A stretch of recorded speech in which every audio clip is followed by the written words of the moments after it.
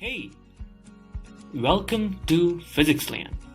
So, have you ever wondered how we can generate or how we can synthesize a black hole from any object you will find in your house?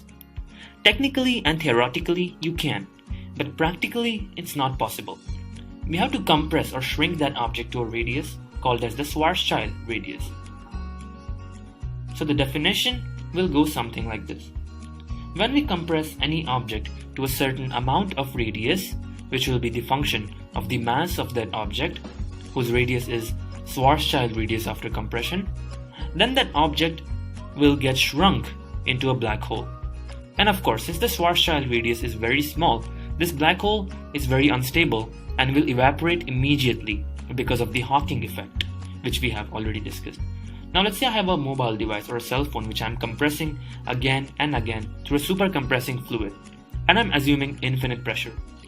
So eventually what I will see is that this object, this mobile phone or any object in general, will get shrunk into a very, very small radius, whose radius I will call as the Schwarzschild radius. And of course this black hole will be super unstable and will evaporate immediately, but it will still be a black hole. So let's discuss what makes an object a black hole. Now, if this is a black hole, it has to act like a black hole. And any object is a black hole if its escape velocity is greater than or equal to the speed of light. This is due to the intrinsic property of the black hole, which tells that even light or even photons cannot escape the event horizon of the black hole. So the velocity has to be greater than or equal to the speed of light. Let's derive the escape velocity for this. So escape velocity is the velocity, critical velocity I'm going to need to escape the gravitation field of anything. So by computing kinetic energy equal to the potential energy for any object and the field, gravitational field, I can say half m times escape velocity square equals to mg times x. So after computing and after doing some math and after computing the value of small g, I can say half m escape velocity square equals to gm m over x. So I got the value for escape velocity, which is square root of 2gm over x. So now I can simply put the value of escape velocity being equal to light, since we know only light can escape black hole. So c equals to 2gm over x, where x is nothing but the Schwarzschild radius. There you go. So now it's not hard for me to get an expression for x, which is 2gm over c squared. And so I can finally conclude that the Schwarzschild radius is equal to 2g times mass of that planet or any object over c squared. So now let's take another example with numbers.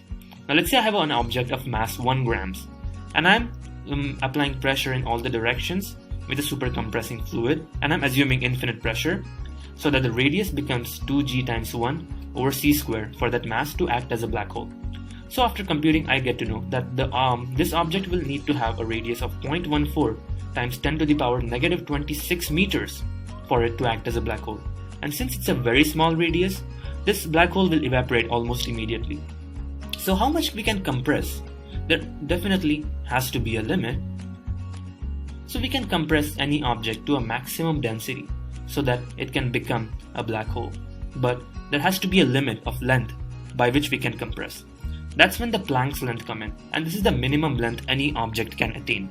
The value of Planck's length is 1.6 times 10 to the power negative 35 meter, which is very, very small.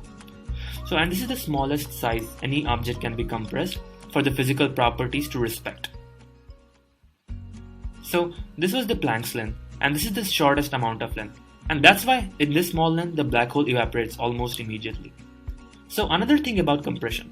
Since we are talking about three-dimensional compression, we can also bring in the Bulk's modulus, which is constant for every other object type. Bulk's modulus is when you apply pressure in all the directions for it to compress, which is P times V over negative delta V, where delta V is the change in volume and it should be very high and negative.